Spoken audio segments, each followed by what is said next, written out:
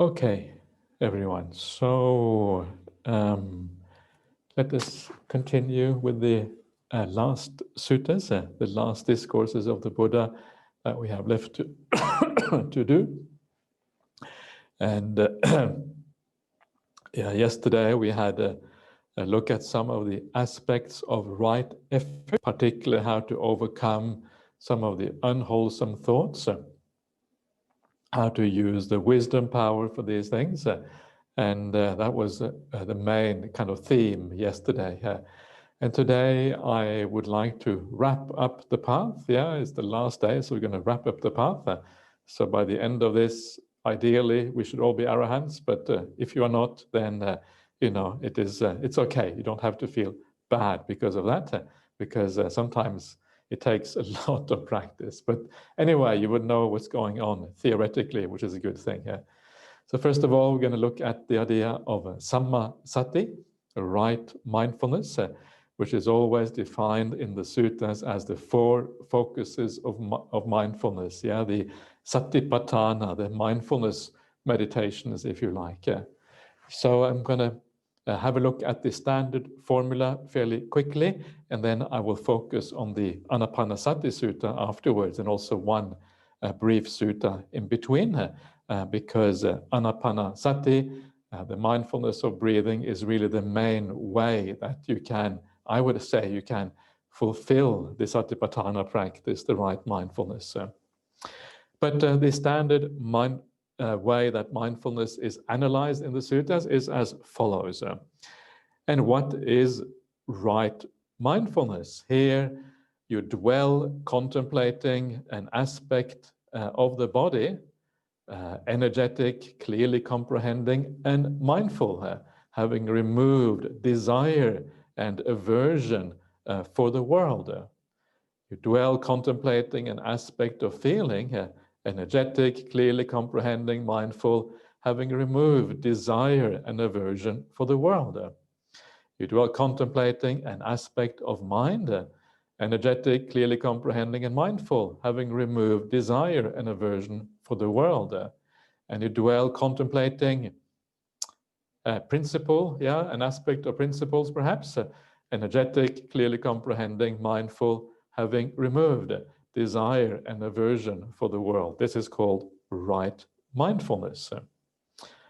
So you will have noticed that I retranslated that a little bit. If you have this in front of you, I don't know if you do, but I changed the translation a little bit because I think it needs to be changed. Yeah, so you instead of having you dwell contemplating the body in the body, instead having you dwell contemplating an aspect of the body, which I think is much more comprehensible. Yeah, you dwell contemplating a certain way of the body, or a certain group in the body is another way of thinking about it.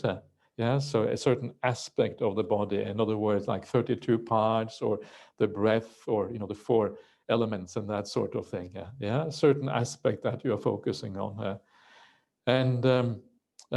So what aspects should we focus on when the Buddha says that we should contemplate a certain aspect? And if you know the Satipatthana Sutta, which I'm sure many of you will, the sutta on the focuses of mindfulness, and the Buddha gives a large number of ways of focusing on the body. But there is really only one way in the suttas whereby the Buddha says you can fulfill all the Satipatthana practice. And that one way is the mindfulness of breathing. All of the other ways, they are more, perhaps they're more kind of specific for this particular contemplation. They're not as universal, but mindfulness of breathing is like a universal method which goes across all the four Satipatthanas.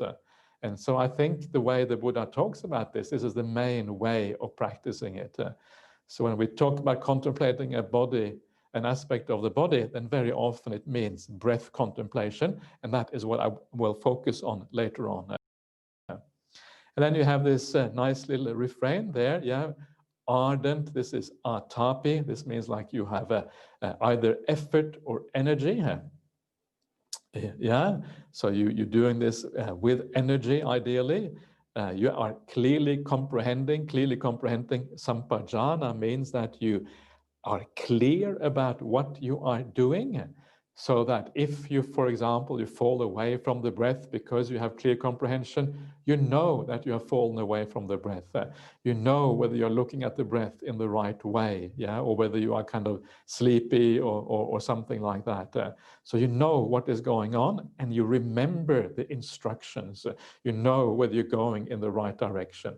Are you fulfilling the purpose of the practice? And this is one of the main definitions of the word sampajana, found especially in the commentaries. And I think in this case, the commentaries are probably pretty much spot on. Are you fulfilling the purpose of the practice? And are you using the suitable means to fulfill the purpose? Sampajana, you know what is going on. You're directing your mind in the right way. And then you are mindful, it says here. Yeah, the idea that, again, you have to be mindful as a preliminary aspect of this practice. You don't create mindfulness through satipatthana, but you have mindfulness has to be pre-established. And that is the reason why there are 6 factors before you come to satipatthana. Yeah, the reason is because the only way you're going to be mindful is if you practice all of these other aspects first. Yeah, you have a sense of feeling good about yourself, so you are naturally in the present moment.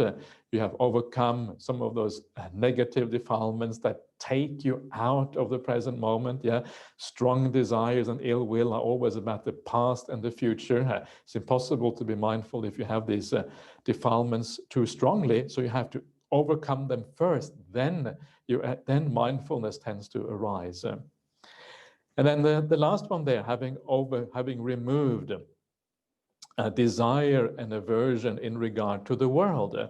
And this essentially means that you have overcome the coarse aspects of a desire for the sensory world. Yeah, the world, the Pali word world, loka, it means world in very much the same way as we talk in English. Yeah, the world can mean many different things. But it can mean also the sensory world, the world of sensory experience.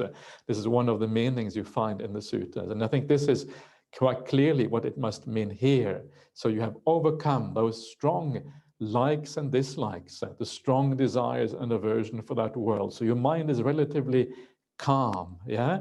It's calm so that when it comes to focusing on the breath or comes to focusing on the parts of the body, or whatever it is that you're focusing on, your mind stays with the object.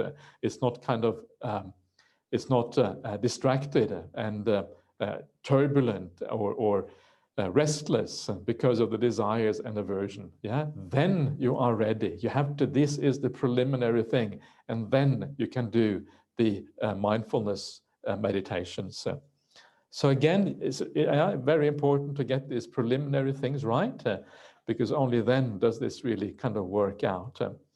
And then there is a whole series here of things. So you start with an aspect of the body, then an aspect of feelings. Yeah, you tend to experience certain feelings as you go through the meditation, and those feelings are then at the forefront. Then the aspects of the mind. We're moving here to more and more refined aspects. Everything in Buddhism is progressive. Yeah, everything has a certain sequence to them. So here too, we have a certain progression. And the last one is a little bit mysterious, is the one about the understanding. It says here phenomena, but also principles is a translation used sometimes. And I think that is suitable. Because this has a little bit to do with understanding the very last refined aspects of the defilements and why they arise and why they don't arise. So it's about, if you like, understanding conditionality or causality in regard to the defilements of the mind, so you can abandon everything here, and then you are ready for the big time happiness, yeah, the really big time happiness, the samma samadhi and all of that. And now you are standing at the doors, at the threshold of that, and you are ready to take the big jump into the real blisses of the mind. So that is that beautiful little refrain. We could have said a lot more about it, but I think that is enough to give a kind of overview. I'm going to be a little bit more superficial than I usually am with these kind of things, because I think it's nice to come to the end of the path as well. I would like to do that. So very briefly, I'm now going to have a look at another very nice sutta, which you may want to read. And this is found also in the middle-length sayings of the Buddha, number 131, the Bad-eka Ratta Sutta, One Fortunate Night. And this is famous for the verses. It has some beautiful verses there that are kind of give a very simple and direct idea of what meditation practice is about. So this is the Buddha staying in Savatthi, and then he says to the monks, or to everyone who is there, I shall teach you the summary and exposition of one who has had a single excellent night. Listen and attend closely to what I shall say. Yes, Venerable Sir, they replied, and the Blessed One said this. He said, let not a person revive the past, or on the future build his hopes. For the past has been left behind, and the future has not been reached. Instead, let him see clearly the present reality. Let him know that and be sure of it, invincibly, unshakably. Today, the effort must be made. Tomorrow, death may come. Who knows? No bargain with mortality can keep him and his hordes away. But one who dwells thus energetically, relentlessly, by day, by night, it is he, the peaceful sage, has said, who has had a single excellent night. So this is how you are ideally supposed to live, yeah, especially as a monastic, I suppose, when this is your kind of your occupation. And a very kind of simple idea, yeah, you let go of the past and the future, because the future is so uncertain. So, you know, we have no idea. And I think this is one of those great things about living in times of uncertainty like we do now. You know, the COVID-19 or COVID situation is probably the least of our worries. If you look at the big picture in the world, there's so many things going on in the world, and you realize the future has actually always been that uncertain. Yeah, it has always been like that, but now it has become more apparent to us how uncertain it is. So it's a great opportunity, a great moment, possibility for insight and actually getting a deeper appreciation for what the world really is like. And what that does, if you use it skillfully, it does not make you depressed or sad or anything like that. What it tells you is more like the urgency of the spiritual practice. Yeah, the future is so unreliable. We just don't know what's going to happen next. And at the very end, it talks about death. Yeah, and the impossibility of keeping death away. And of course, that is the great uncertainty in everyone's life, is that we never know when we're going to die. We never know when this is going to finish. This is like the big one and the big problem. So it's a simple idea that the future is so uncertain. But if you realize how uncertain the future actually is, it is almost as if you have no future. Because if it is entirely unpredictable, if you don't know what is going to go, then it is as if you haven't really got a future. There's no point in thinking about it because it is just so unreliable. And then you can let the whole thing go. The idea of not having a future is kind of a nice little kind of saying that you can use as a mantra almost in your meditation to kind of let go of all of that. And of course, the past is gone. So it's finished. No need to kind of think about the past. So to help you do that, remember to forgive and let go, forgive everything in the past, let go, and then let those two things be. And then once you have done that, then you can see clearly. It says here with insight, but I prefer the expression to see clearly instead. Let them see clearly. And then it says the present reality. That's my preferred translation here. It says each presently arisen state which has I think is a way of translating that actually comes from later Buddhism, from the Abhidhamma and the momentariness and these sort of things. But the Paccuppanna Dhamma is similar to Ditta Dhamma in Pali, which means the present life or the present reality. Yeah? So you see the present reality as it actually is, in wherever that may be. That is how I prefer to read this, rather than bringing in too many ideas from later Buddhism. And then, as you see the present reality, you should know that and be sure of it, invincibly, unshakably. Yeah, and the purpose of these words is because the deeper you see that reality, as we know, the more stronger the mind you require to be able to deal with it, because it can be very challenging when you see impermanence and suffering, and especially non-self in a very profound way. You need a very unshakable and powerful mind. How do you get that unshakable and powerful mind? Well, mindfulness is not enough. The way to get that is through samadhi. Samadhi gives that unshakability. That is one of the reasons samadhi is required, to be able to see things really deeply. So you can regard those two words as proxies for samadhi. They stand in for samadhi at this particular case. All of that is required for this path to work. Yeah, so there's a lot of kind of information there in a very small amount of text, but it kind of summarizes, I think, the path in a beautiful and also poetic way, in a sense. And then he kind of summarizes it. Yeah, today the effort must be made. Tomorrow death may come. Who knows? Yeah, tomorrow you get run over by a car, you have a heart attack, you stumble somewhere, you trip, you fall down a staircase. People die in the strangest of ways. Yeah, so all of these things. Yeah, and then of course no bargain can be had with that mortality, to keep the mortality away. Always potentially around the corner. Always a possible reality. And this is the beauty of the death contemplation, is that it kind of brings you back to reality.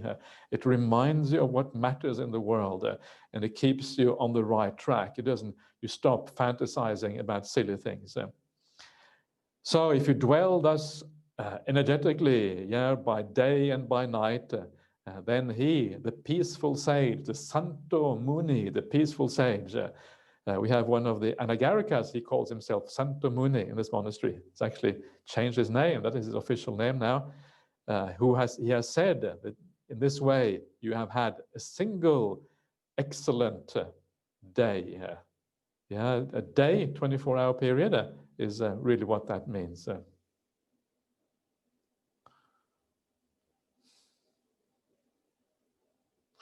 So there you are, a very kind of a beautiful and poetic way of expressing the Buddhist path. And one of the reasons I mentioned before for reading the suttas are not just about information, especially sometimes you have all the information already. And instead of actually looking for more information, we read the suttas for inspiration instead. And these are the places where you can feel inspired. Yeah, you can feel the Buddha is trying to kind of get the monks going, and the nuns, and even the lay people who might be there. Get them all started. Don't waste your time. Now is the chance. Yeah, it is so uncertain, and this is how you do it. Let go of the past and the future, and just stay in the present, and then get into the samadhi, and then have all of these insights. It's kind of beautiful to think of the Buddha using these poetic images. The Buddha wasn't a kind of dry teacher, always being very serious and always saying things in kind of boring prose, but he would often use poetry and things to kind of bring things out.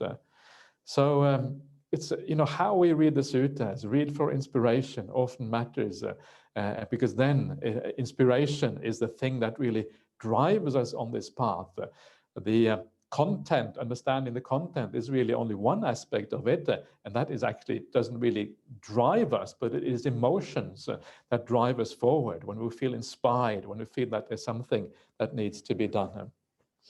But let's move on to the next sutta. This is the famous sutta on mindfulness of breathing, the Anapanasati Sutta. found in the middle-length sayings, the Majjhima Nikaya, number 118. And as I mentioned before, this sutta, if you want to practice the 4 focuses of mindfulness, the 4 satipatthanas, this is really how it is to be done. And you will see in a second why that is the case, because this is what the Buddha has to say about it. Because, monks, nuns, upasakas, when mindfulness of breathing is developed and cultivated, it is of great fruit and great benefit. When mindfulness of breathing is developed and cultivated, it fulfills the 4 focuses of mindfulness. When the 4 focuses of mindfulness are developed and cultivated, they fulfill the 7 awakening factors. When the 7 awakening factors are developed and cultivated, they fulfill true knowledge and liberation. So the Buddha starts off by saying that mindfulness of breathing is of great fruit and great benefit. And the Buddha is not someone to mince his words. If the Buddha says great fruit and great benefit, it doesn't mean just a little bit of happiness. It means really great fruit and great benefit. And you can see here, it means that this very simple thing of following your breath can take you all the way to the end of the Buddhist path. This humble breath of ours takes you all the way to awakening itself. It's kind of astonishing if you use it in the right way. But you have to develop and cultivate it, the awareness of the breathing here. And then you fulfill the 4 focuses of mindfulness, the 4 mindfulness meditations. You fulfill them. This is all you have to do, is watching the breath. You don't actually really need to do anything else. If you want to do body contemplation because you think it is useful for overcoming attachment to the body or whatever, then please do so. That is perfectly acceptable, of course. But it is not actually required. So if you are doing well with the breath meditation already, you can actually stick with that. You don't actually need to go beyond that. This is, if you like, the main paradigm, the main way that the Buddha teaches Satipatthana is through the breath meditation. Now, this is it. You fulfill everything by doing this. And then if you fulfill the 4 foundations or the 4 focuses of mindfulness, then you fulfill the 7 factors of awakening, the 7 awakening factors. And if you remember, we talked briefly about these awakening factors before. They are largely about samadhi, about the jhana practice, about all of these things, and about all the joys and blisses on the path. So I think someone asked before the connection between mindfulness of breathing and the jhanas. This is one such connection right there. Anapanasati, mindfulness of breathing, fulfills the bojjhangas, the 7 factors of awakening here. So right there is a connection between anapanasati and jhanas right there. And then when you fulfill the 7 awakening factors, then that fulfills true knowledge and liberation. True knowledge and liberation is the end of the Buddhist path. The end of the Buddhist path is always explained in terms of these 2 qualities. On the one hand, knowledge, you understand reality fully and completely, and finally, you have no doubt about that reality anymore. You know that you have reached the end of rebirth and all of these kind of things. Knowledge is one aspect of that, and liberation is the other aspect. Being liberated from what? From the defilements of the mind, first and foremost. No more defilements in the mind. The mind is always clear, always powerful, always at peace and restful. And of course, liberation from suffering. That is maybe the even more primary one. You're liberated from all the problems of the world. So there's 2 aspects of liberation in Buddhism: the aspect of understanding and knowing, and the aspect of being liberated, having all of those qualities in mind, in the mind of a liberated person. So the promise is very high. So what do we do to achieve this particular promise? And this is what the Buddha has to say. And how? Because is mindfulness of breathing developed and cultivated so that it is of great fruit and great benefit. Yeah, so this is what you have to do. So if you want to become fully enlightened, if you want to have full liberation of the mind, if you want to see all of reality as it actually is, this is what you have to do. Yeah, so exciting. Yeah, this is really exciting. This is like, whoa, this is what we have to do. Okay, so you become really, this is take you all the way to the end of the path. This is step-by-step instruction for how the mindfulness of breathing works. Yeah, so now is the opportunity to learn about this. Isn't this kind of interesting, right? This is really cool. So this is what the Buddha has to say. Here, someone, a bhikkhu, bhikkhuni, upasaka, upasika, gone to the forest or to the root or the foot of a tree or to an empty hut, sits down, folds their legs crosswise, sets the body erect, and establishes mindfulness in front of them. And mindful, they breathe in, mindful, they breathe out. So this is the preliminary instruction. Yeah? And as I have mentioned before, sometimes most of the information is found in the preliminary instruction because the preliminary instruction, if you don't get that right, is going to make the meditation very, very hard. So this part here is actually very significant. Yeah. And so the first thing that you will see there is the idea of gone to the forest, to the foot of a tree, or to an empty hut.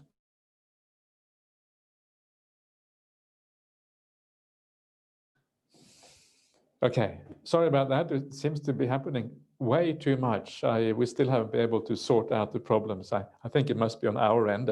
Our system here is very new. We have this really nice, almost like a little studio here, but it doesn't seem to work. So what's the point of having a nice studio if it doesn't work? It's a bit of a whatever, a bit of samsara for you. That's how samsara works. Anyway, so the idea here is to find the situation which is as secluded as possible. That's kind of the point. Ideally, gone to somewhere far away. And the suttas always talk about the importance of viveka, talking about the kaya viveka, first of all, the seclusion of the body, that leading on to the seclusion of the mind. The chitta viveka. And chitta viveka basically means seclusion from the entire sensory world and also seclusion from the five hindrances. Yeah, this is what the idea of chitta viveka, but it starts with the kaya viveka. And this is why we have, forest lodgings for monastics, yeah, because this is the ideal situation. This is why we have retreat centers where you get away from your ordinary life and you get a bit more seclusion. This is why we have these special places to enhance that ability to experience meditation in the deepest possible way. So seclusion matters enormously. This is what you see here. Yeah, this is the ideal way of practicing meditation.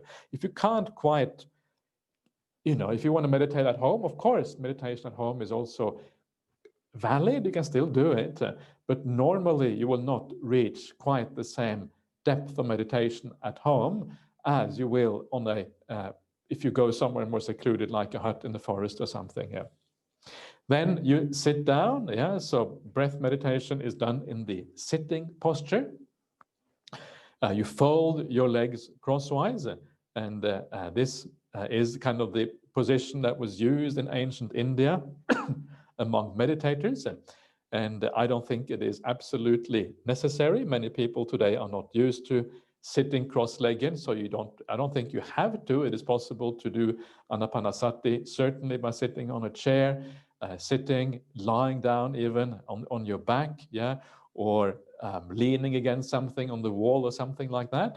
All of these things are possible, yeah, so that you can, you don't actually have to follow this 100%, I think.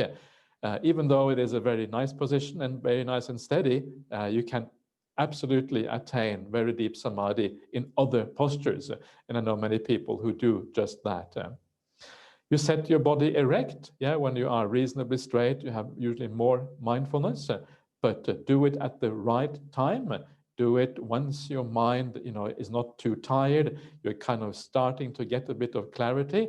That is the right time to sit erect. If you do it too early sometimes, it is not really, it may not work. Yeah, you can always start off by relaxing a little bit, or you can set your body erect straight away. It depends on the circumstance. You have to really find out for yourself. And then you establish mindfulness in front of you.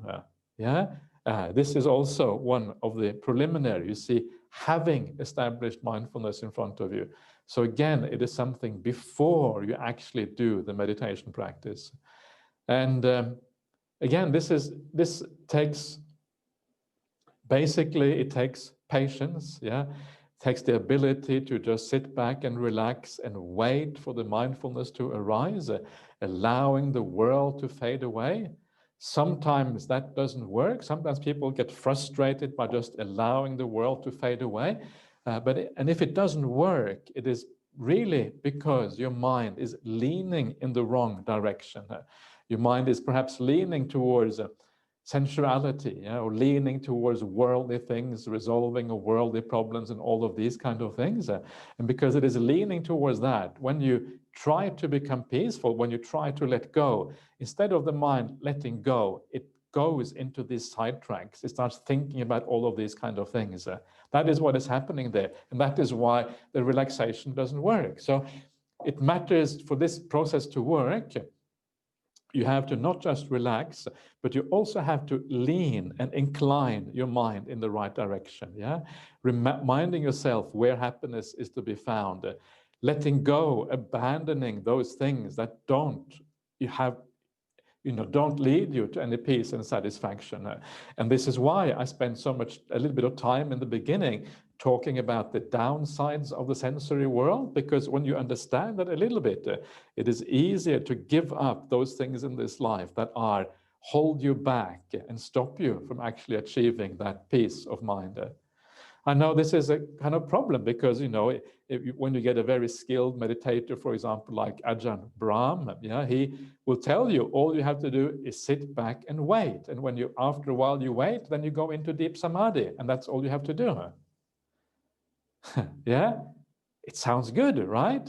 Don't have to do anything. Sit back, wait, and then the nimittas come, and bang, you go into jhana, and that's it. And but many people, when they do that, they get frustrated. And the reason they get frustrated is because with Ajahn Brahm, his mind is already leaning towards renunciation. He's leaning towards giving up. It's leaning towards peace, because he knows in his heart exactly where these things are to be found. He's not interested in the sensory world. He's not interested in the problems in the monastery or the Buddhist society or whatever it is. He lets all that go and goes into these things. But for most people, it is not that straightforward. And we need to learn to incline the mind in the right direction. And when the mind inclines in the right direction, and then we relax and we let go, then it becomes powerful. And so this is what we need to move towards. But of course, there's also a secondary thing here, which is even more important in a sense, and that is our long-term commitment to sila, to morality, to living well, to thinking wisely, to being generous and kind, and all of these kind of things. That long-term commitment, as we purify our minds in that way, that is what will really help us to establish mindfulness at this particular point. And then when we come to the breath, it will be relatively easy because the present moment is enjoyable, because we have all these good qualities within us. It will tend to happen far more automatically as a consequence. So that is the preliminary aspects. And then comes the 16 steps of mindfulness. And the 16 steps that we ideally should go through. And most of you will be somewhere on this path. Maybe some of you will not, will still be struggling to get started, and that's okay. That's very common as well. But the idea is that we are somewhere on those 16 steps, and we try to recognize where, and then we can kind of encourage ourselves to find the solution to why we're not making progress. So it starts off by saying, ever mindful, you breathe in, mindful, you breathe out. I think not ever just mindful, you breathe in, just mindful, you breathe out. I think ever is another translation I don't like. Just is a better translation there. And the idea is that just mindful means you're not doing anything. You're not pushing or pulling or using your will. I mentioned a sutta earlier on, which says that you should not use your will in meditation. Yeah, it says that sort of na chetanaya karaniya, not to be done by cheta, not to be done by will. And I think this here is a similar kind of instruction. Yeah, you're just mindful. No need to do anything in particular. You're just aware, and then the process takes care of itself. And then breathing in long, you understand, I breathe in long. Or breathing out long, you understand, I breathe out long. Breathing in short, you understand, I breathe in short. Or breathing out short, you understand, I breathe out short. You train in this way. I shall breathe in, experiencing the whole body of the breath. You train thus, I shall breathe out, experiencing the whole body of breath. You train thus, I shall breathe in, tranquilizing the breath. You train thus, I shall breathe out, tranquilizing the breath. Yeah, so here we start, it says here, it starts off with the long breath. This does not mean that you should deliberately make the breath long. That is not the meaning of this. It just means that you are aware of whatever breath is there. But when you start out, if you are relaxed and at ease, the breath tends to be quite long. Yeah, and so that's why you start out with long, not because you make it long or anything like that. It's important here to allow the breath to be natural. If you control the breath, as you will know, it becomes uncomfortable very, very quickly. Yeah, you're not really at ease. Sense of controlling the breath is one of the things that actually makes meditation very, not very nice at all. So it's very important here to just be aware without controlling. Yeah. So you understand, I breathe in long. You understand, I breathe out long. You are simply aware of the movement of the breath. Then you have the short breath, yeah? And again, it is not making the breath short. It's not an act of will that underlies this. It is more that as the time goes on, the breath tends to become a bit more shallow. It's part of this process sometimes, the shallowing of the breath.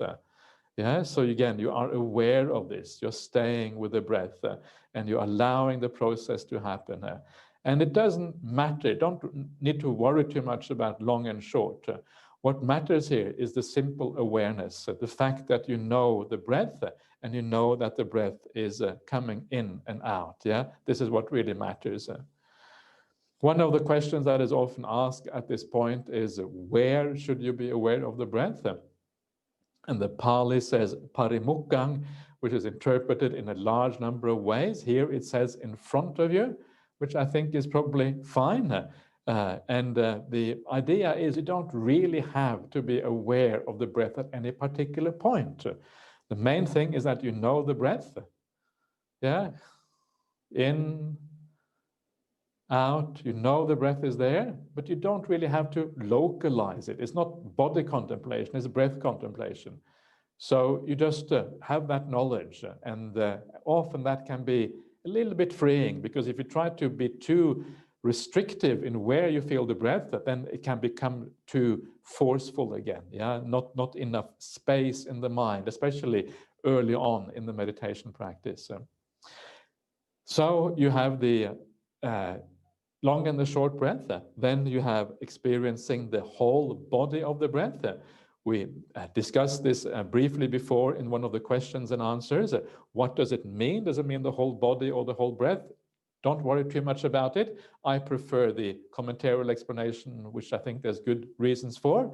It actually means the whole body of the breath. And the idea here is that as mindfulness becomes more powerful, as you follow the breath and you see more of what is going on, you start to see more details in the breath. You start to see the breath from beginning to the end.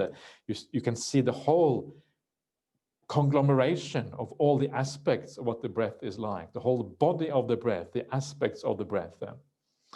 And then as you keep on, one of the the points here that you will notice are that it goes from understands to trains. Yeah, in the first one you say you understand this, now you train, and I think the reason for that is simply that when you start out your meditation, if you are mindful, then you don't need to do anything more. You will already be able to know the breath is long, the breath is short.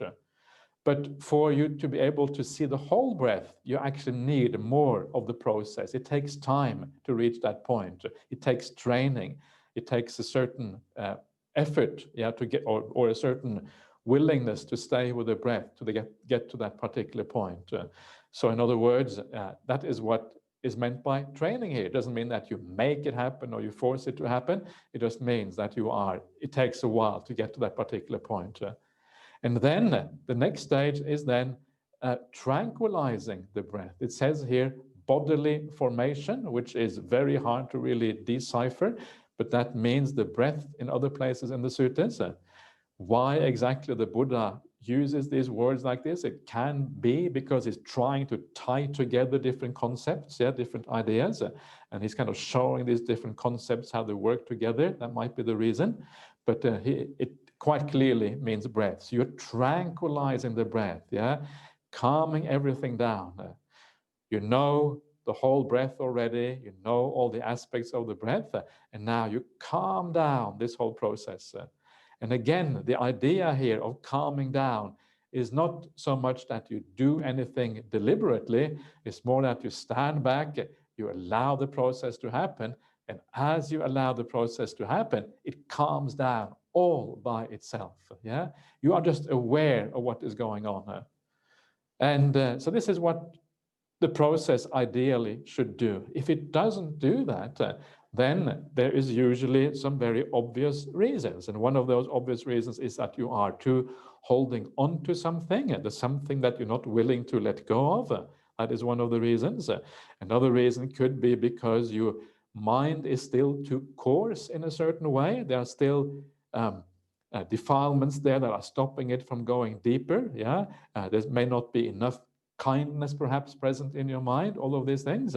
So it may just come back to the earlier aspects of the path. Those may be the things that block you from going further. Yeah.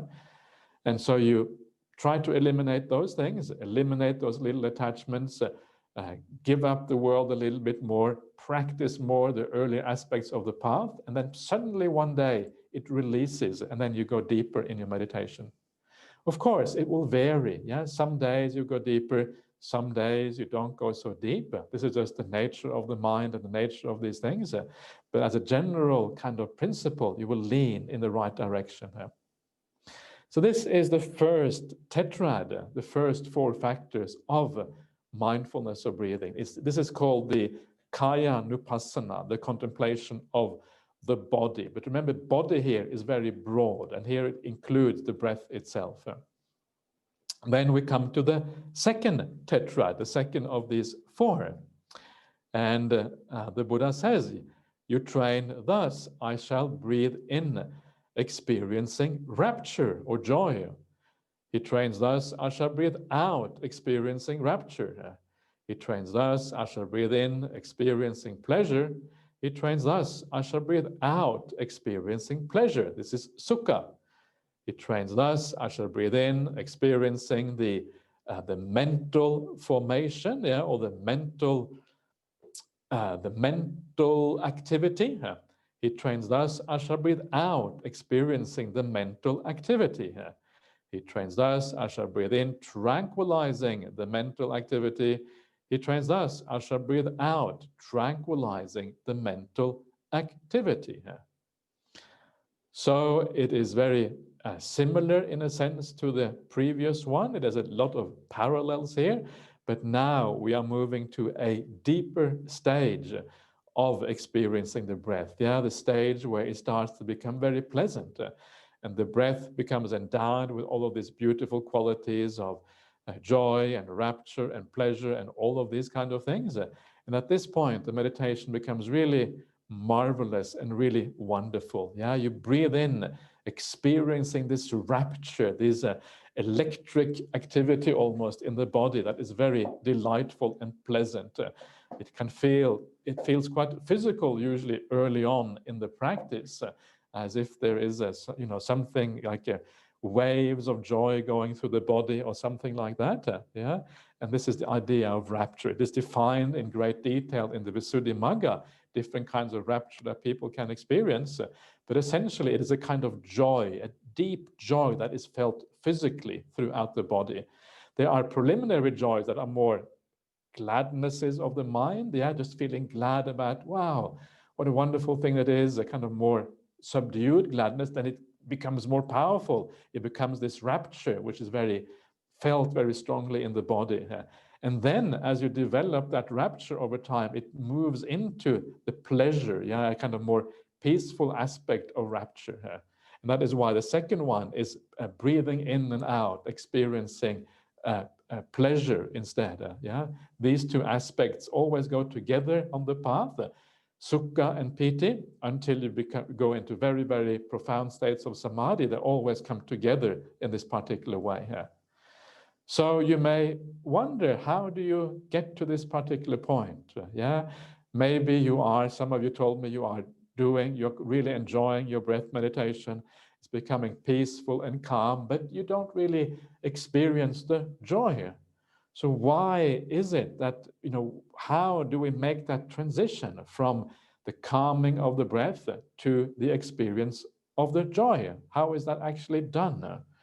And this is where sometimes you need to nudge the mind a little bit. You need to give it a little bit of a kind of a support, a little bit of inclination in the right way, directing your perception. And then just by a very gentle movement of the mind, you can bring up some of that happiness at this particular point. And this is why you will see in the suttas, when the Buddha talks about meditation practice, it is very often about how to give rise to joy. Yeah, this is what the Buddha-nusati, recollection of the Buddha, is about, the recollection of our virtue, yeah, or sila-nusati, just remembering, yeah, wow, I'm living quite well. And the moment you really feel that, you start to feel a bit of happiness, perhaps. Or you may recall an act of generosity that you did, where you felt you really gave of yourself to somebody. And when you just remembering, just tuning in to that feeling you had when you were very generous, just feeling the same emotions now can be very powerful. Yeah, getting back into that state of mind where you were very generous. Or sometimes there's this sense of gratitude for the whole world arises in you, or a sense of metta for the people around you. Sometimes these things just come out of the blue. And then if you remember that and bring them into the present moment, you can give rise to these things. Or it can be watching the breath in a particular way, watching the breath with a sense of appreciation of the breath. Or all of these things are ways of dealing with this, yeah, of giving rise to some pleasure at this particular, or rapture at this particular point. Sometimes you don't have to do anything. If the breath calms down in a natural and good way, then very often the pleasure and the rapture come by themselves. It just happens because you are in the right mind frame and things are going well, and it just happens. But often it may not come, and then you have to use this little nudging of the mind to make these things come, yeah, make these things arise. And of course, when these things start to arise, that is when you are really on the spiritual path, because these are spiritual happinesses. Now you are moving really contrary to where the world is going. So far, you may have only enjoyed the pleasures of the senses and the happiness that comes from those enjoyments. But now you're starting to move in a completely different direction. Your mind is becoming very peaceful because you have used the breath to really calm down. And now you're feeling the niramisa sukha, the unworldly happiness. Yeah, the niramisa means which has nothing to do with the flesh. Yeah, this is like not the happinesses of the flesh, but the happinesses of the spirit. Really new direction in your life.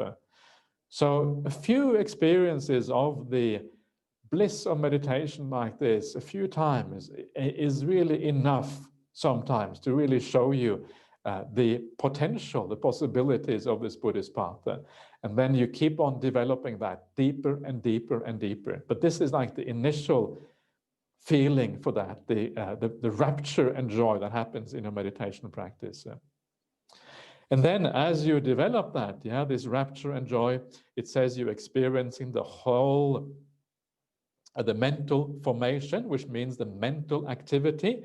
In this case, that usually is defined as just another way of talking about the feelings that you have and the perceptions that you have. So it refers again to the bliss in a sense. So you are experiencing that whole specter. Like we said before, maybe your mindfulness is becoming more clear. So you are seeing more of what is going on. So you're experiencing this mental activity that is going on, or the mental experience that you are having here. And then when you have that mental experience, because there is still some movement there, the breath.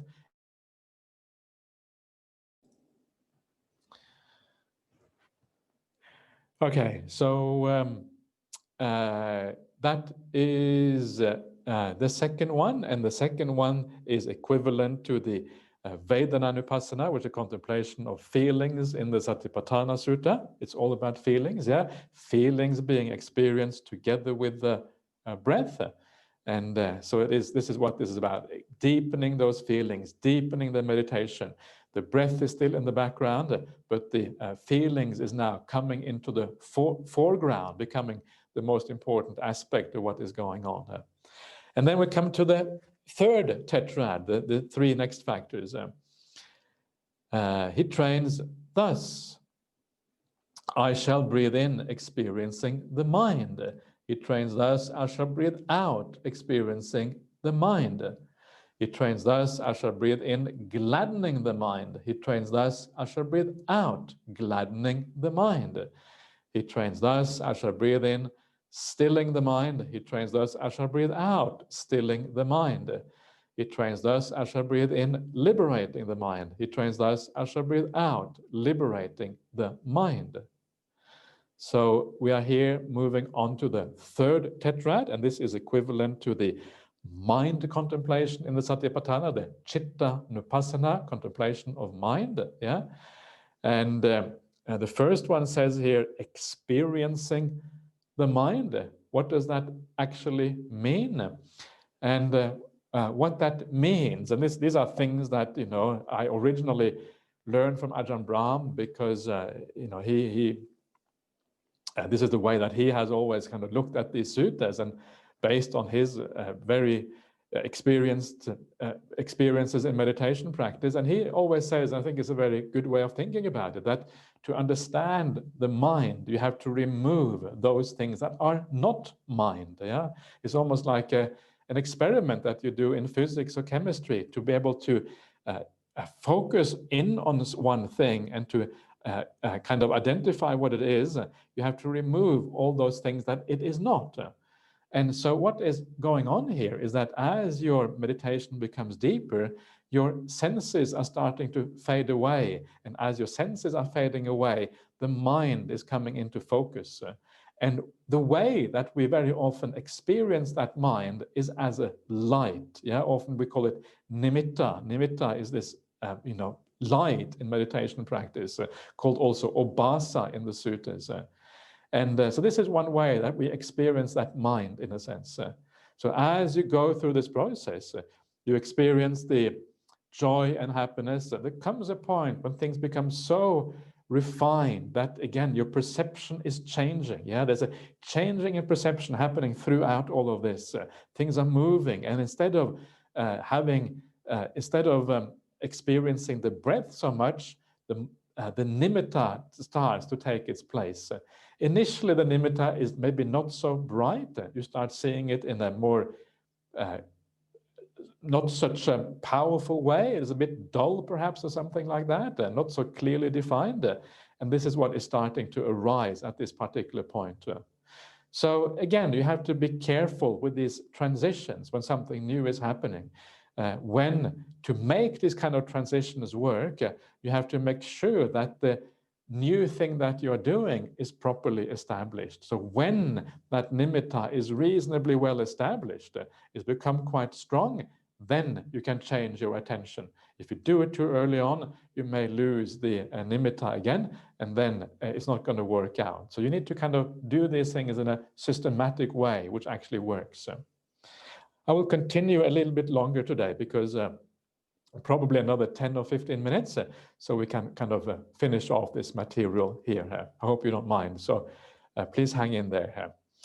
So you experience the mind, and the breath may still be a little bit in the background by this stage, maybe very, very faint and very far away, yeah, but still kind of be present. That's why you're talking about breathing in and out. And then as you sustain your awareness, remember, there's no will required in any of this, in any of these stages. It's all automatic. All you have to do is sustain your awareness. So you gladden the mind. And when you gladden the mind, again, it is an automatic process that happens from sustaining your awareness. So you already have rapture, piti, and sukha at this point, and now you empower that piti sukha, so it becomes even more pure, even more powerful, yeah, simply by sustaining your attention on what is already there. And then you still the mind, yeah, so it becomes even more still, again, by sustaining your attention on the object, not allowing, not kind of scattering it out, yeah, but a very kind of gentle attention on the object. No force at all is required at this point. In fact, all the force is going to stop you from getting there. And again, you can see these two things, yeah, the gladdening, the increase in happiness, and the increase in stillness. Again, the two things that the meditation process throughout, from the beginning to the end. And as you do this, as you focus on the nimitta, as you brighten everything up, as you make everything more glad, as you make everything more stilled and all of this, there comes a point when the mind gets liberated. The last of these 12 first steps is liberating the mind. Again, you don't really do it. You allow liberation to happen. Yeah, this is the last thing. And liberation here does not mean like the final liberation of becoming an arahant or anything like that.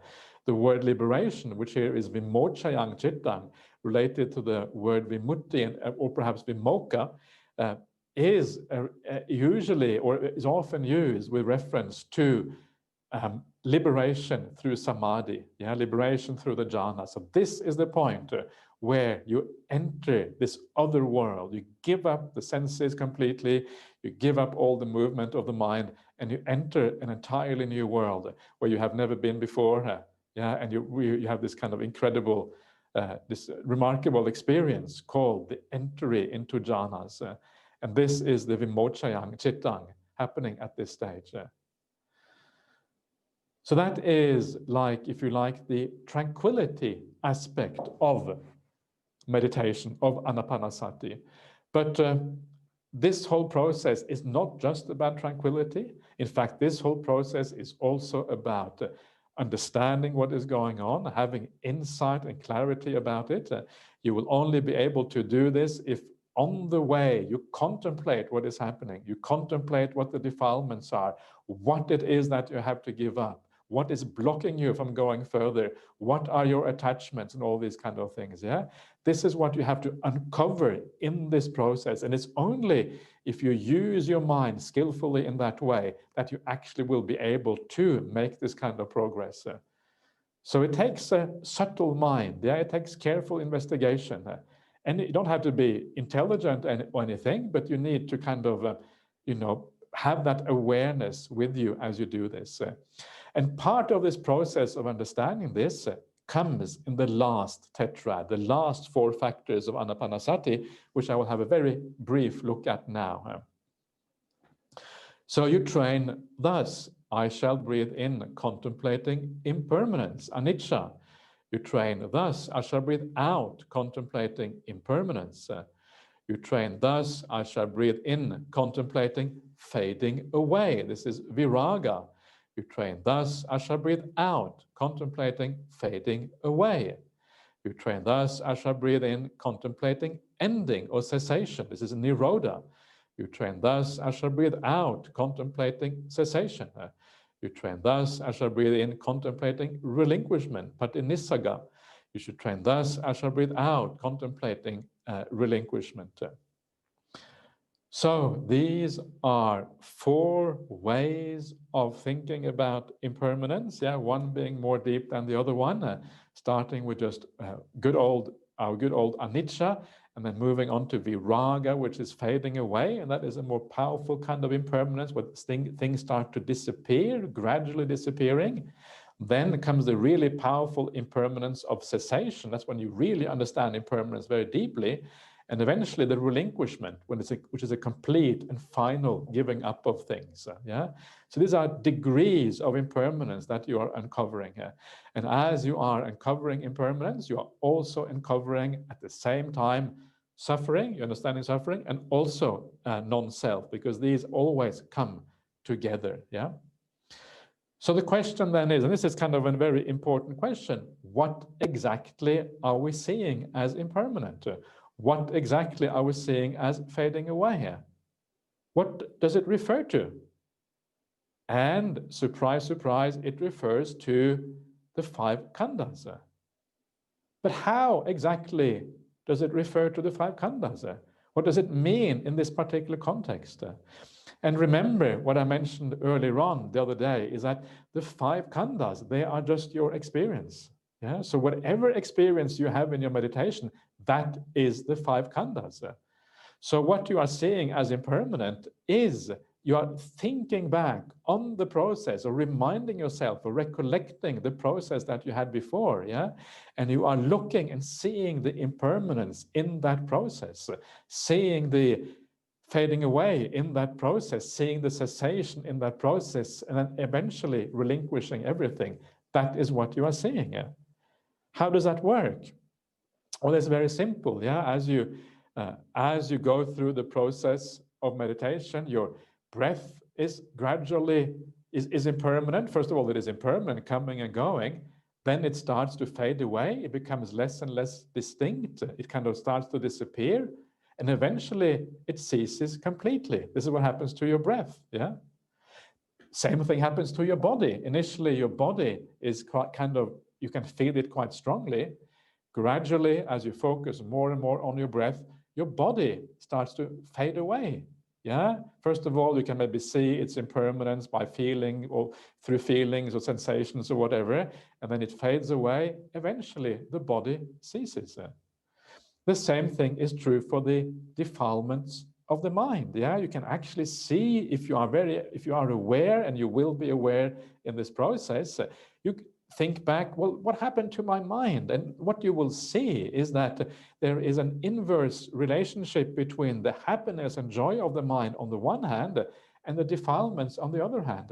You can see, as your mind becomes more bright and more beautiful, the defilements are going down, the brightness is going up. Yeah, these things go together. And so you can see this, you can see how the attachments and especially the clarity of the mind becomes greater, the restlessness is going, the tiredness and all that is disappearing. All of that is becoming very obvious when you look back on the sequence. This is where we see impermanence. Yeah, and this, if you go back to the Satipatthana Sutta. The Satipatthana Sutta talks in the very last tetrad, it talks about understanding of principles, which is specifically about understanding the 5 hindrances, yeah? How they arise, how they are impermanent, how they cease. This, what we're doing here, is exactly that. You can see how it's very closely related to each other. Yeah. So here you are understanding these things, looking back on the process. And this is how you use this contemplation to help you unlock. Very often you do the contemplation after you come out of your meditation, yeah? And then you do the contemplation, because then you have kind of collected all the data, and then you can understand what happened. So what that means is that You don't always do all the 12 steps before you go into the contemplation side, because sometimes you can't do all the 12 steps. Maybe you can only do the first one, yeah? Or maybe the first 3, or maybe the first 5 or 6. But however far you get, you use this contemplation technique to then learn about your meditation. This is one of the reasons why I say at the end of the meditation, reflect back on what happened, what works, what doesn't work, understand the blockages. This is exactly that, yeah? And see the defilements, how they work and how they stop you, why they arise, why they exist, and all these kind of things. So this is quite technical, and this is quite demanding, perhaps, in a certain way. But it is also quite automatic once you kind of get used to these ideas, yeah? And once you start asking yourself the questions about how your meditation is going and all of that. And then you do the same principle for all the 5 khandhas, yeah? You learn about your perceptions, how they change through this process, how certain perceptions cease, yeah? The body disappears, the senses start to disappear, certain mental perceptions arise, like the nimittas and all of these kind of things. There is a change in perception, fading away. The same thing is happening with the will through this process. The will is becoming less and less prominent in this process. And even with consciousness, you can start to see the same thing. Yeah, this whole thing, this is the ground of insight. First of all, the ground shows you the defilements, how to get rid of the defilements. So the whole process can go to the completion of the jhanas. And then after that, it also shows you how the very 5 khandhas are impermanent and how they are problematic, and then understanding suffering and non-self at the same time, because all of these things come together as one. And then, once you finally see that, to make sense of all of that, then comes the relinquishment, the very last one. And relinquishment really means the ending of craving. You relinquish craving because you understand there's nothing here of interest, nothing here to be held on to. It's all just a mass of dukkha. Chuck it all out. And when you chuck it all out, that is the end of craving. No more interest in all of those things. And then, of course, you become an arahant. Yeah, that's how you become an arahant. And you have the true knowledge, and you also have the liberation as a consequence. So it's beautiful, isn't it? It's a marvelous sutta. It's so packed with information. You just have to unpack it and to see what is there. It is so... everything you need to know about meditation is really there, especially if you take your knowledge from other suttas and you kind of merge it in with this. It comes out in a very persuasive and very kind of applicable manner, yeah, how we deal with this whole thing. Yeah. So I'm now going to come to the very end of this meditation retreat. We're going to come to I'm going to skip the analysis of the 4 jhanas because they come anywhere just a bit further down. So I'm going to now look at the delightful discourse, the Pasadika Sutta, found in the long discourses of the Buddha, Digha Nikaya number 29. And this is a short extract of a very long sutta. And this is one way of thinking about the Samma Samadhi, because now we're coming to the very last factor of the Noble Eightfold Path, and this is one particular way of thinking about that Samma Samadhi. And the Buddha is speaking. The Buddha says, it may be, Chunda, that the wanderers of other sects might say, the ascetics who follow the Sakyan, in other words, the Buddhist monastics, are devoted to a life of pleasure. If so, they should be asked, what kind of life of devotion to pleasure, friend? For such a life can take many different forms. And so this is the first interesting point, is that all the other ascetics, they kind of look down upon pleasure, yeah, because in those days it was very common to torture the body. But the Buddha doesn't look down upon pleasure. What the Buddha does instead, he analyzes pleasure, and he finds out which pleasures are good, which pleasures are bad. And almost the entirety of Buddhism is a bit like that. It is an analysis and analyzing Nothing is inherently good or bad usually, yeah? It is how you do it and why you do it, that matters. And the same thing is true of pleasure. Yeah? There are, Chunda, 4 kinds of life devoted to pleasure, which are low, common, worldly, ignoble, and not conducive to welfare, not leading to revulsion, to dispassion, to cessation, to tranquility, to realization, to awakening, to extinguishment. What are they? First, a foolish person takes pleasure and delight in killing living beings. Secondly, someone takes pleasure and delight in taking what is not given. Thirdly, someone takes pleasure and delight in lying. Fourthly, someone gives themselves up to the indulgence in and enjoyment of the pleasures of the 5 senses. These are the 4 kinds of life devoted to pleasure, which are considered low, common, and all of these kind of things, and do not lead to awakening and extinguishment. So these are the wrong kinds of pleasure. Yeah. So to be able to move away from those, you have to kind of contemplate the world a little bit and understand the limits of that world. And it may be that those of other sects might say, are the followers of the Sakyans given to these forms of pleasure seeking? And they should be told, no, for they would not be speaking correctly about you, they would be slandering you with false and untrue statements. So a good monastic, a really dedicated layperson, perhaps also, depending a bit how dedicated you are. If you are super duper dedicated, then you do not indulge in these kind of sense pleasures, even indulging in the pleasures of the world, yeah, which is kind of remarkable. But there are, Chunda, these 4 kinds of life devoted to pleasure, which are entirely conducive to revulsion, to dispassion, to cessation, to tranquility, to realization, to awakening, to extinguishment. What are they? Firstly, a monk, or a nun, or an upasaka, or an upasika, detached from all sense desires, or all objects of the senses, detached from all unwholesome mental qualities, they enter and remain in the first jhana, yeah, which is with initial and sustained application, born of detachment, filled with delight and happiness. And then they enter the second jhana, then they enter a third jhana, then they enter the fourth jhana. These are the 4 kinds of life devoted to pleasure, which are entirely conducive to disenchantment or revulsion, dispassion, cessation, tranquility, realization, awakening, and extinguishment. So if the wanderers from other sects should say that the followers of the Sakyans are addicted is a very powerful word here. Yeah, it means like really following these things. Anuyoga is the Pali word, which means like devoted to, basically.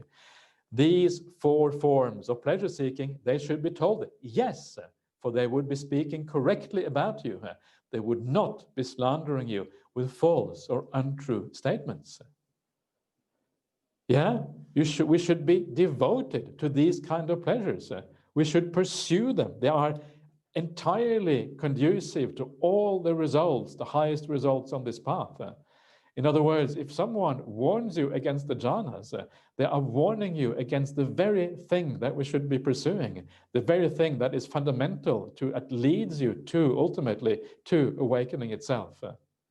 So it's an extraordinarily powerful statement. Yeah, it is really kind of drives home the importance of these things and how powerful they are in ending the entire problem of samsara and suffering here.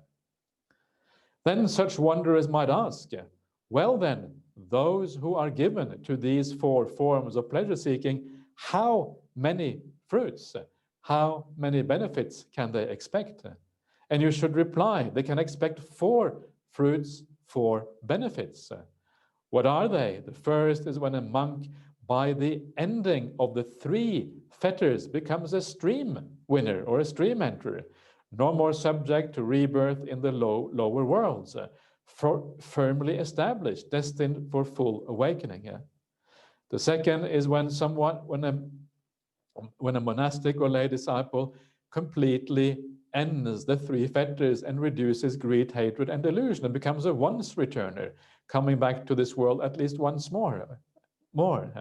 And the third one is the non-returner, who gets spontaneously reborn and reaches Nibbana there. And the fourth one is the monk or the nun who, by destruction of the corruptions, the defilements in this very life, has, by their own knowledge and realization, attained arahantship, yeah, the highest goal on the path, the deliverance of the heart through wisdom. Such are the four fruits, the four benefits that one given to these forms of pleasure seeking can expect. So that is the Noble Eightfold Path. That is the four jhanas. That is the results that come from that path. The results are only awakening itself. There is nothing else. That is what happens. And that is why the path ends with the four jhanas, because those results happen as a consequence of that. And then the Buddha, sometimes he is inspiring, yeah, and he reminds that his disciples of why he is there and what the purpose of his teachings are. And there's one little statement that is found in the suttas. There's actually a few of these in different places. But sometimes he says this little thing. He says, "Rejoice, Tissa." He's talking to a monk called Tissa. "Rejoice, Tissa. I am here to exhort. I am here to assist. I am here to instruct." And that is why we have the suttas. The Buddha is still here to instruct us. The Buddha is still here to inspire us in the right way with these marvelous teachings, these teachings that are so beautiful, so profound, so conducive to happiness, so conducive to everything you have ever wanted in your entire life. Yeah, the meaning of life itself is what actually is found on this path. And it's kind of astonishing. I always like this idea of the meaning of life, because it's one of those things that philosophers have been contemplating over centuries and millennia, going back to the dawn of human civilization, and never have really found a satisfactory answer. But actually they have. They've just been looking in the wrong place. And the Buddha did find that answer, because this is the answer to the meaning of life. This is where you find everything that you ever desired. Full fulfillment, full happiness, ending of all problems. And that is the marvelous thing about this path.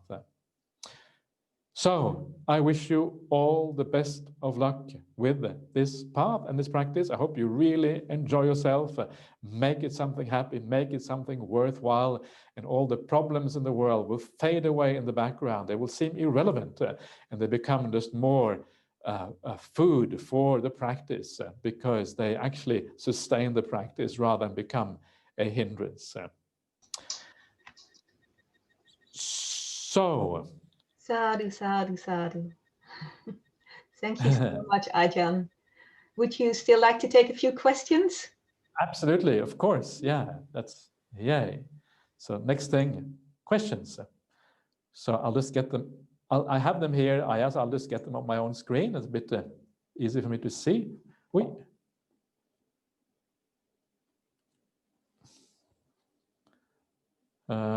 What did I just do? I just did something silly. Okay. So.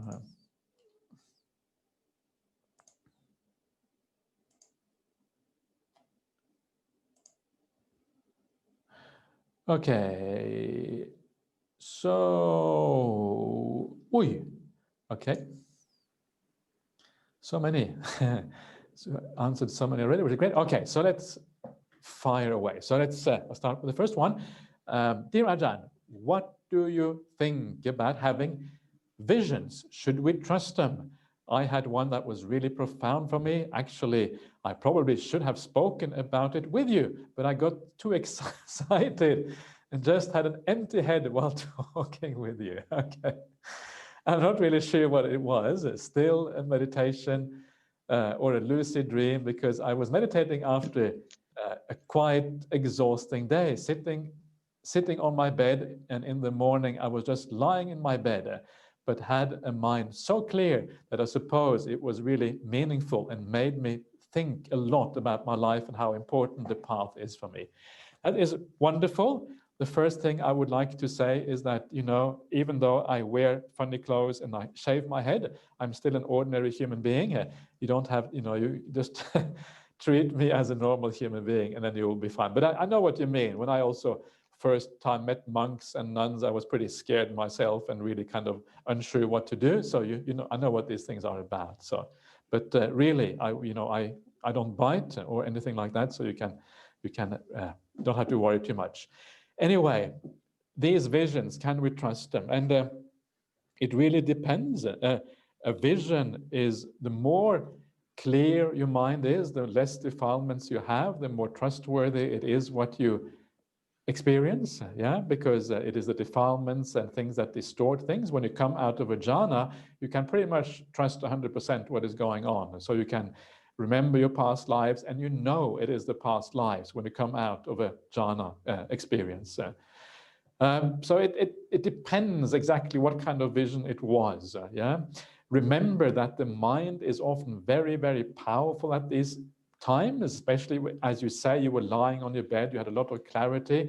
If you come out of meditation, you haven't gone all the way to a jhana, but you have gone some of the way. The mind is very powerful, and one of the powers of the mind is its ability to create stuff, creating visions, creating all kind of things, and I don't know how often those visions are reliable, how often not, but I would say at least 50-50. Yeah, at least 50% of the time they are not reliable. Probably more. It's probably only a fairly small amount that actually is really, really reliable. And that depends on what you see and what you're actually getting into. Yeah, and I've heard too many monks talk about visions that they have had, and they have predicted all kind of things based on that. They have predicted that's going to be a world war. It never happened, all kind of stuff. And so a lot of the time it turns out to be wrong. But again, it depends on the context, exactly how clear your mind was, what kind of vision it was, yeah, and all of these kind of things. So don't take it seriously, but if it was too seriously, I should say, but if it was a nice vision, take it as an inspiration. Take it as a fact that your mind is getting pure, yeah? It is heading in the right direction. It is kind of something positive is coming out of this. So use it in that sense without taking it too seriously, because then it might lead you astray. Yeah. Okay. Dear Ajahn, I wish to ask you if you could please explain if there is a link between meditation with the breath and access to jhanas according to the suttas. Thank you for your guidance, Ajahn. So yes, there is that connection, and we actually saw it today, yeah, because today you had the how the anapanasati fulfills the 7 awakening factors, yeah, and awakening factors is all about samadhi practice and all about jhanas and all of this. So that is one place, and there are other places as well where it is more directly spoken about, and one of those places is found in the where I think it's in the Anapanasati Samyutta, the connected discourses on mindfulness of breathing. I think it is found there, and it is found in a few places like that in the suttas. But for example, one of the very common connections in the suttas that you find in many, many places is the connection between satipatthana, yeah, the mindfulness meditation, and the factors of awakening. This is a very common theme in the suttas, where mindfulness meditation leads to the awakening factors. What does that mean? Well, satipatthana, very commonly mindfulness of breathing. Awakening factors includes the jhanas, so that also shows you the connection. Yeah. So sometimes you just need to understand how the suttas work, and then you will be able to see these connections more clearly. But yes, the connections are certainly there and more common than you might think. Yeah. Dear Ajahn, what are the relationships between consciousness, awareness, and mindfulness? And you have translated this as vijnana, sati, and samadhi. Thank you. Consciousness is like the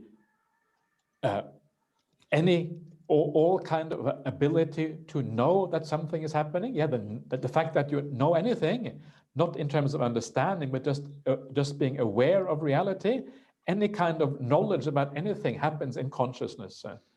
So even if you have a very weak kind of state of consciousness where you're not very strongly aware, or you are dreaming perhaps, all of that, every waking moment has consciousness to it. Consciousness is always there. The only way you cannot have consciousness if you are dead. A dead body has no consciousness, but otherwise there's always consciousness present throughout your life, from the beginning to the very end, unless maybe you happen to go into an extremely deep state of samadhi, sanya vedayita nirodha, the cessation of all feeling and perception, but the chances of getting there are not all that great. These are extremely refined states of samadhi. Sati is more a particular kind of consciousness. Sati is when you know what is happening, when you are present. You are present. You have a sense of ability to focus on the things that you want to focus on. You have a degree of clarity. That is what sati is about. So it's a type of consciousness that has certain characteristics of clarity and presence and these kind of things. And samadhi, you have translated samadhi as mindfulness. Not sure if that, I wouldn't normally translate it as that. I would normally translate mindfulness, samadhi, as stillness. So I'm a bit confused now whether which one you mean. So whether you mean one or the other, but I would say awareness and mindfulness are very closely linked to each other. Awareness and mindfulness in English roughly mean the same thing. But if you mean samadhi, then samadhi is something else. It means stillness. So stillness is a further development again. So if sati is a developed form of vijnana consciousness, then samadhi is a developed form of sati. You take the sati, the mindfulness you have, you train it on a single object and you focus it in and you unify the mind, and you bring the mind to stillness. And that stillness of the mind, that is called samadhi. So these are developments on each other. Okay, next one. I was wondering if the stream enterer really knows that there's no self. We probably can say that those monastics who are afraid of public speech and don't want to perform Dhamma talks are not yet sotapannas. Because those problems with public speech are connected with being judged by others. So if you are afraid of public speaking because of being judged by others, you are not a stream enterer. I think it is maybe, I think there's a little bit to that. I think that you are not entirely wrong. There's obviously a little bit to that. If you are a stream enterer, you are very likely to be not very self-conscious. You're likely to be at ease in most situations because, as you say, you have seen through the sense of self. There's no one really to get hurt very much. So you're probably going to be very much at ease. But remember, even the stream enterer has some sense of self left, in the sense that they perceive that and think in that way. Even though the view is rectified, there's still some aspects left there. So even a stream enterer might, in certain circumstances, feel maybe a little bit uncomfortable, giving a public talk, depending on the situation and things. But generally speaking, I think you are right. But it's important not to take this judgment too far, because I think it is a little bit unreliable way of judging. And the other side of the thing is that just because you are a good speaker does not mean you are a stream enterer. There are lots of people who are very charismatic and good speakers and all of these kind of things. It doesn't mean they are stream entered. It just means that they have that ability for whatever reason, maybe because they developed it in the past life or whatever. But so, yes, I think there's a little bit to what you're saying, but please don't take it too far, because I think it has certain limits as well. Dear Ajahn, could you please explain or unfold the translation of meaning of sankhara, fabrications, mental formations, volition, willed actions, and how sankhara may differ between its meaning in context of dependent origination and when it is mentioned as one of the 5 khandhas? I think I talked about that already. In the context of dependent origination and the khandhas, it has basically the same meaning, but when you talk about sabbe sankhara anicca or sabbe sankhara dukkha, that is the context where the meaning is slightly different. Because in those contexts, when you say all sankharas are impermanent or all sankharas are suffering, then sankhara means all conditioned phenomena. Yeah? In dependent origination and in the five khandhas, it means willed action or willed activity. In the context of all sankharas are impermanent, it means all conditioned phenomena. In other words, all phenomena, basically. Yeah. So those are the two most important different contexts. But the general meaning of sankhara in the suttas is willed activities. And that's why it means that both in the five khandhas and also in dependent origination. Dear Ajahn, in yesterday's talk, you briefly mentioned that virya is not right effort. I think that's probably a couple of days ago now, but anyway, could you please explain the difference between virya and right effort? Could one say that virya comes up through right effort as it comes up through saddha? Yes, you could say that virya comes up through right effort. I think that would basically be correct. If you apply your mind in the right way, then energy will eventually arise. Yeah.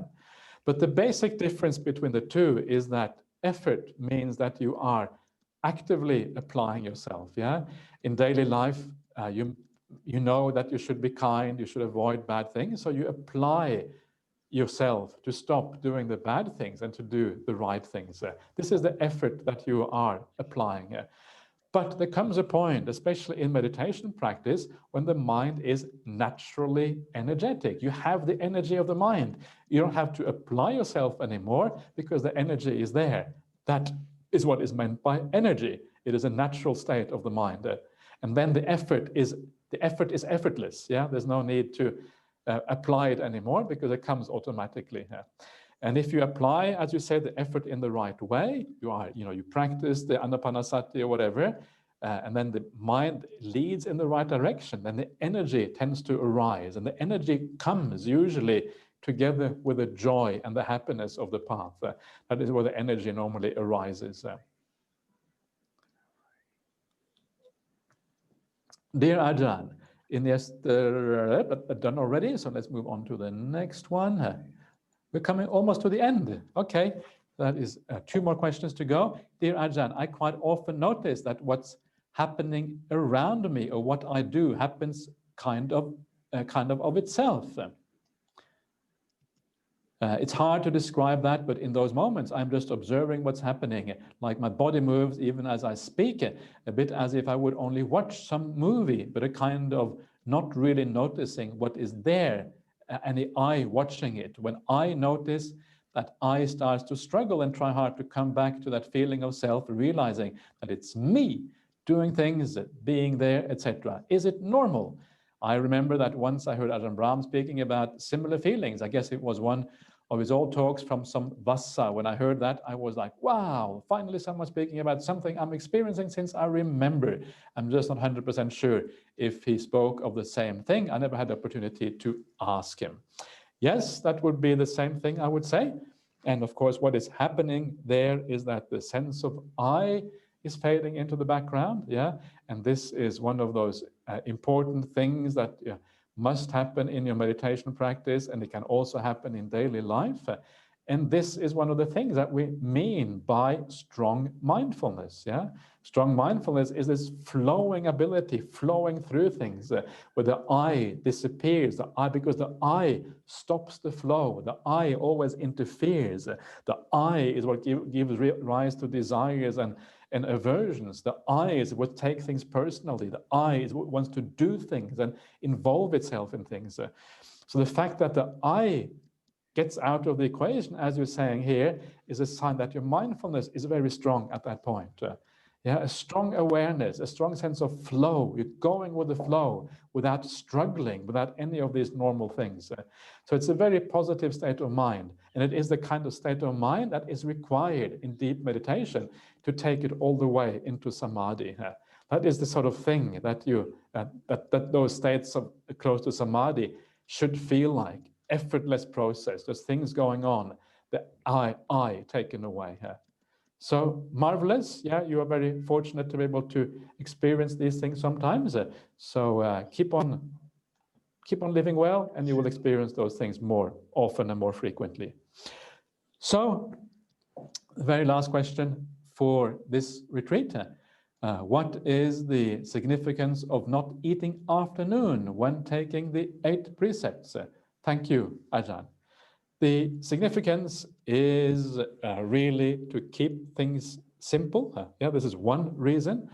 And the other one is not to be too concerned about the pleasures of the world. Yeah, because the focus on a 8 precept day should be on the spiritual aspects of life, enjoying the blisses of the mind, yeah, having a good time, doing metta meditation or whatever, and not focusing too much on the worldly pleasures. So we try to restrain the worldly pleasures a little bit, and so we kind of reduce the eating. Yeah, we don't eat in the afternoon, and sometimes that can be a little bit hard if you're used to eating in the afternoon. Sometimes I think I'm very lucky to be a monastic, because after a while you get used to it. Yeah. Being as a monastic, not eating after a while, you don't even think twice about eating in the afternoon. It doesn't even occur to you. As a layperson, it can be a bit more difficult. So be wise about these things. Yeah, don't force yourself too much. So if you feel that you need something in the evening, yeah, then use those things that we consider allowable. And from my point of view, if you want to have a bit of cheese, it's considered allowable by in monastic circles. Have a bit of cheese, have some nice juice. Yeah, I mentioned before that so many juices are allowable, like even vegetable juices. They can be very nourishing. So have a glass of vegetable juice and a small piece of cheese, and you should feel much better as a consequence. So be wise about it. Don't force yourself too much if it is hard, because sometimes it can be. And then you may be able to maybe do that more naturally. And then there may come a time when you want to give up everything in the afternoon because your meditation is going so well. And that, of course, is even better.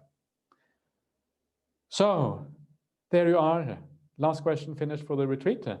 So once again, I wish you all well and success with your practice. And I pass it over to you, Ajahn Brahmali.